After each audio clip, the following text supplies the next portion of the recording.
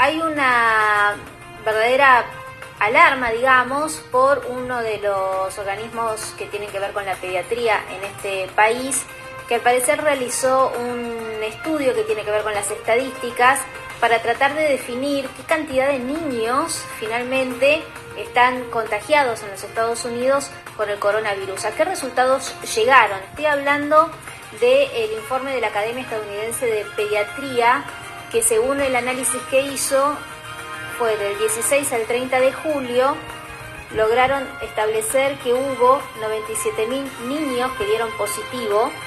En total, además, desde el comienzo de la pandemia en el país, se infectaron, reitero, según esta Academia Estadounidense de Pediatría, 338.000 niños. Así que las alertas se encendieron en los Estados Unidos al revelarse una masiva ola de casi 100.000 contagios por coronavirus en niños de tan solo 15 días. Así que la situación contradijo nuevamente al presidente Donald Trump, quien afirmó que los niños son casi inmunes al virus, lo que le valió que sus mensajes, como ustedes saben, fueran bloqueados por Facebook y por Twitter bajo el argumento de distribuir información falsa. Vuelvo a decir, el presidente de los Estados Unidos no distribuyó nunca información falsa. La mismísima Organización Mundial de la Salud dice que el nivel de contagio en los niños, por suerte, es muy poco. Por suerte es muy poco. Entonces, cuando Donald Trump se basa en estudios que hace la Organización Mundial de la Salud, resulta que Facebook y Twitter consideran que es información falsa. Si lo dijo el organismo que en definitiva recomienda a los mismísimos estadounidenses cómo llevar adelante la pandemia en estas situaciones. Y otra cuestión, lamentablemente hay personas que mueren por este virus. Esa es una realidad que nadie puede negar. Estaría faltando a la verdad. Pero también están faltando a la verdad los que dicen que porque un análisis del estudio del test que se hace con el PCR es eficaz. Según la doctora Albarracín, que es una doctora especialista en este tipo de sistemas de detección de virus de España, ella dijo que la mismísima FDA, porque estamos hablando de los Estados Unidos, la FDA vendría a ser como la ANMAT en la Argentina, la que aprueba los medicamentos, la que dice que sirven, que no sirven, etcétera, etcétera. Según esta doctora española, en una larguísima y extensa conferencia de prensa que brindó para quienes quieran, digamos, acceder a ella, explicaba que los mismos laboratorios en el prospecto de la PCR, el estudio al que todos nos hacen para ver si tenemos o no coronavirus, admiten que no tiene exactitud en cuanto a su definición como para poder diagnosticar si una persona tiene coronavirus o no. ¿Qué fue lo que dijo esta doctora? Bueno, pues a ver, empezamos diciendo que la PCR que se está haciendo es absolutamente inespecífica. Vamos a dar unos datos. Después, si queréis preguntarme, si el público quiere preguntarme, porque a veces se me dice, bueno, es que hablas demasiado técnica y no nos enteramos. Muy bien, vamos a ver. Entonces, como digo, la PCR, sabéis que el propio Kary Mullis, que fue el inventor de la PCR, dijo que si llega a saber cómo se iba a utilizar y que se iba a utilizar para diagnóstico clínico, habría renunciado incluso al premio Nobel que se le dio por esta prueba. Es decir, es una prueba que sirve para investigación, pero nunca para diagnóstico clínico. Hasta tal punto es así que si vemos cualquier prospecto de cualquier laboratorio que haya hecho un test PCR, te advierte ya el propio prospecto que no se puede utilizar para diagnóstico clínico, que es simplemente orientativa. Eso ya lo dicen los propios y ahora os voy a leer alguno. Entonces, ¿qué ocurre con la PCR para el SARS-CoV-2? Pues lo primero es que no se ha hecho una purificación de este supuesto virus. Nosotros no afirmamos ni negamos. De hecho, vamos a hacer un vídeo dando información porque tenemos contacto ahora con el profesor Máximo Sandín y tenemos muchísima información científica que la vamos a elaborar y que vamos a dar. Pero de momento, para centrar el tema, no se ha hecho una purificación, por lo tanto no se puede saber si lo que se aisló supuestamente en los distintos experimentos que se han hecho en China, en Corea y en Hong Kong es un virus o es un metabolismo celular. Por lo tanto, si no se hace la purificación de este supuesto virus, no puede haber un estándar de oro y la prueba es inespecífica por definición. Para colmo, quien diseñó esta prueba, que fue el profesor Christian Dorsten de la Charité de Berlín, pues antes de que siquiera se diera el genoma del virus antes de que se secuenciara y se hiciera público el genoma del virus, basándose ya en bibliotecas genómicas, GenBank o GenBank, para, aquí en español sería GenBank, tomó datos de coronavirus y a partir de aquí diseñó la prueba. Diseñó la prueba para diferenciar 1 o 2 genes del virus, para que nos entendamos. Una vez pasado a ADN, porque es una retro-PCR y se supone que el virus es de ARN, lo que se va a amplificar en la PCR son apenas 200 nucleótidos, mientras que el virus tiene prácticamente 30.000, 29.905 o algo así. Entonces, imaginaros, es un fragmento súper pequeñito. Para poder realizar una PCR correctamente hace falta unos reactivos imprescindibles que son los cebadores o primers. Y estos cebadores, si no se conoce exactamente la secuencia del virus, pues no se pueden diseñar. Él los sacó de un banco de datos y a partir de ahí pueden ser comunes con otros coronavirus. Si nos vamos a los estudios que se han hecho, podemos citar que en abril un artículo publicado en Mayo Clinics Proceedings dice, explícitamente concluye, la sensibilidad y las características generales de la prueba PCR no han sido reportadas de manera clara y consistente en la literatura médica para el SARS-CoV-2. Para colmo, como esto se ha generado un alarmismo tremendo en todo el mundo, pues la FDA, que es la responsable de validar todas las pruebas, medicamentos, etcétera, aflojó los estándares exigidos para la fabricación de pruebas, de manera que unos 175 laboratorios han aprovechado la laxitud para fabricar pruebas así un poco a lo rápido, sin que la FDA los evalúe. Y además, dice, solamente hay una que tenga un sello de aprobación. Y luego, para colmo, algunos laboratorios como Roche o Abbott exigen que se hagan las pruebas con sus propios instrumentos, es decir, ya van ellos a dar indicaciones de cómo tendría que ser. Pero es que os voy a dar un dato todavía mucho más interesante. Esto es una PCR cuantitativa. Por definición, la PCR nunca puede ser cuantitativa. Es siempre una prueba cualitativa. Y preguntados a todos los organismos competentes, no tienen más remedio que contestar que es cualitativa. Es decir, ¿existe este fragmento o no? Entonces, ¿en qué se basa la cuantificación que a nosotros nos la venden como carga viral? Entonces dice, si tiene mucha carga viral, tiene muchos virus y es muy contagioso. Bueno, pues se basa en acoplar una detección de fluorescencia, de una luz fluorescente a la amplificación del material genético que se hace con la PCR. Pero esto, la amplificación viene medida por lo que se llama cuantificación de ciclo, es decir, el número de veces que hay que repetir la amplificación, que hay que repetir el aumento de tamaño de esa secuencia para que dé positiva la fluorescencia.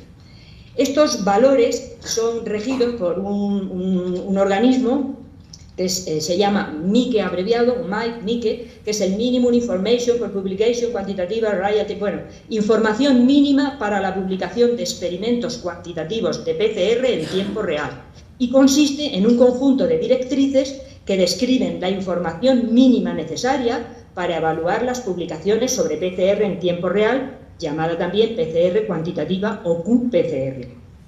El propio inventor de la PCR, Kary Mullis, estuvo de acuerdo cuando dijo, si tenemos que amplificar más de 40 ciclos para un gen, dice, tu prueba está mal.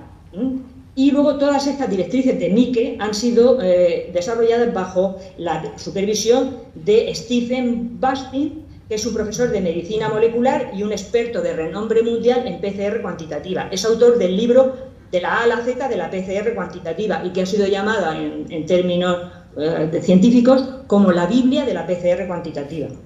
Bueno, pues según este profesor, cuando se amplifican más de 20 o 30 ciclos, hay preocupación sobre la fiabilidad de esta prueba. Con un CQ superior a 35 ciclos hay muchísimo error.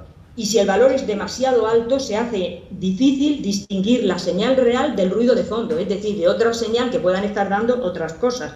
Y esto puede ser, por ejemplo, reacciones de los primers, de los cebadores, con las ondas fluorescentes que se han añadido a los nucleótidos. Por lo tanto, hay una mayor probabilidad de falsos positivos. Entonces, esta prueba diseñada por Christian Dorsten, ¿sabéis cuántos ciclos de amplificación tienen? Pues hasta 45. Hasta 45, es decir, ahí va a dar positiva hasta la arena del mar, para que nos entendamos. Y entonces os voy a leer de ahora mismo un fragmento de uno de los prospectos que he encontrado de PCR cuantitativa para el SARS-CoV-2. Bueno, pues dice, vamos a ver, dice con respecto a la especificidad, es decir, si detecta el SARS-CoV-2 o detecta otras cosas. Pues con esto nos dice que respecto a la especificidad puede tener interferencia no específica con virus de la influenza A, H1N1, virus de la influencia B, Yamagata, virus sincitial respiratorio tipo B, adenovirus respiratorio tipo 3 y tipo 7, virus de la parainfluenza tipo 2, Mycoplasma pneumoniae, Chlamydia pneumoniae, etc. Es decir, interferencias y falta de especificidad con todos los patógenos respiratorios. Por lo tanto, en cuanto uno tenga cualquier resfriado, le va a dar la PCR positiva. Pero es que además, el mismo prospecto nos dice al final, avisan porque ellos se curan en salud para que no tengan demanda, sobre todo en Estados Unidos, que es fácil hacer una demanda cuando las cosas no están bien hechas. Dice, el resultado de la detección de este producto es solo para referencia clínica y no debe usarse como la única evidencia para el diagnóstico y tratamiento clínicos. El manejo de los pacientes debe considerarse una combinación de sus síntomas, signos, antecedentes y otras pruebas. Por lo tanto, ellos mismos están diciendo que no se puede utilizar para diagnóstico. Entonces, basar unos supuestos rebrotes y, es más, basar una supuesta pandemia en las pruebas PCR sin apoyarse en la clínica es una cosa, es un atentado contra la razón, contra la equidad y, sobre todo, contra la integridad de la población. Perfecto, María José. ¿Por qué realmente es un riesgo? Si no quieres responderlo tú, lo respondo yo, pero yo creo que... Porque es un riesgo realmente realizar un PCR de forma voluntaria y de forma ocasional, sin ningún tipo de problema. Pues es que es muy fácil que te dé un falso positivo, simplemente por eso, porque es muy fácil que te dé un falso positivo, y como se están tomando unas medidas que no caben en cabeza racional de confinar pueblos sin un solo muerto, sin nadie en la UCI, pues entonces, claro, estamos perdiendo una serie de derechos y de libertades, además de aterrorizar a la población por un probable falso positivo. Y en los sanos, los rastreadores que luego se ponen en contacto con todos los contactos de una persona que haya podido dar positiva, te van a decir, tienes que hacerte la PCR, cuando no te van a obligar, cosa que no pueden hacer, ¿eh? No os dejéis presionar para haceros la PCR, es decir, eso de ninguna manera, ¿no? Pues entonces, en un sano, son el 80% de falsos positivos, es decir, una persona que no tenga síntomas, es que es completamente absurda, pero aun cuando tenga síntomas, pueden ser otros muchísimos gérmenes que no el SARS-CoV-2. Exacto. Solo quería puntualizar una cosa que ya comenté el otro día. De ahí la necesidad de esclarecer esta situación. Tengo un paciente, una persona que lleva 4 PCRs positivos seguidos. El PCR lo realizan cada 15 días. Le obligan a estar confinado en su casa. La Guardia Civil le llama a su casa para saber si está encerrado en ella. Y no le negativiza el PCR porque pudo haberse vacunado de la gripe, puede haber tenido... Entonces, esto es un hecho real y por eso lo decimos hoy aquí en Sabadell, por eso hemos hecho esta conferencia hoy aquí en Sabadell, para que se esclarezca la situación. Las consecuencias sociales que puede haber para una persona con PCR positivo, sin ser enfermo, sin síntomas y sin ningún tipo de problema previo, son impredecibles en este momento, ¿verdad? Claro que sí, y aparte de eso hay descritos muchísimos casos en que da una vez positivo, luego da negativo, luego vuelve a dar positivo, luego vuelve a dar negativo. O sea, es una cosa absurda, completamente absurda. ¿Qué fue lo que dijo esta doctora? Lisa y llanamente, para que se entienda, que la PCR capta apenas 200 de las 300.000 variantes, digamos, o componentes que tiene el virus. Por eso, si uno está resfriado, te puede dar positivo por coronavirus, porque confunde la PCR al no tener todos los datos disponibles, si tenés el coronavirus o si tenés el coronavirus, el SARS-CoV-2, o si tenés otro coronavirus que puede ser un resfriado. Teniendo en cuenta esta explicación científica, ¿cómo es posible que todavía hayan organismos que tienen que ver con la salud que siguen hablando de la cantidad de infectados como si las pruebas que se estén utilizando sean efectivas y sirvan? La propia FDA tuvo que bajar el estándar de error que puede tener esta prueba para que pueda ser utilizada por los laboratorios, es decir, acomodó la FDA, según dice la doctora española, el estándar, digamos, de exactitud que tiene la prueba para que pueda ser utilizada por los laboratorios por esto que les estoy explicando. Y mientras tanto, en los Estados Unidos, según un informe de la Academia Estadounidense de Pediatría, les reitero, del 16 al 30 de julio hubo 97.000 chicos que dieron positivo. ¿Con qué pruebas? Con estas, con las de PCR, y qué grado de salud tenían a la hora de dar positivo, porque se habla mucho de los asintomáticos y la mismísima Organización Mundial de la Salud dijo que por suerte los chicos pueden ser que en su gran mayoría sean asintomáticos, con lo cual si no se habla de la gravedad del caso de estos chicos que dan positivo, también se está faltando aparte de la verdad en este análisis. Y sí hay que decir que lamentablemente murieron 25 chicos por el COVID-19 según los Estados Unidos en el mes de julio.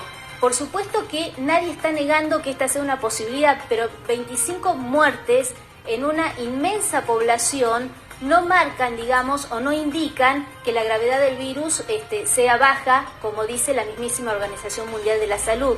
Así que cuando vemos imágenes como estas, imaginen llevar a su niño a un colegio y que lo obliguen, como están haciendo en China, a ponerle un sombrero con alas a los costados para que estén distanciados, o hacerlos ir con barbijos, o esto, humillarlos a estos tipos box en las aulas. ¿Qué efecto psicológico puede tener en un niño saber que está yendo al colegio y que por eso va a sentir una culpa de poder llegar a contagiar a un adulto cuando no hay estudios científicos? Y otra vez, vuelvo a decir, lo dice la Organización Mundial de la Salud, no lo digo yo, escucho cada una de las conferencias que brindan, lo dice la Organización Mundial de la Salud, no hay estudios científicos que comprueben que efectivamente los niños pueden infectar a los adultos, sí a la inversa, que el adulto puede infectar al niño. Así que es lamentable que mueran chicos en el mundo, como también que mueran adultos. Pero la información tiene que ser precisa y tiene que ser muy clara. Estos testeos que se están llevando adelante, que tienen que ver con la PCR, ya no tienen lugar a duda. La mismísima Organización Mundial de la Salud también admitió que no son exactos. Más datos que estos no les puedo dar, miren.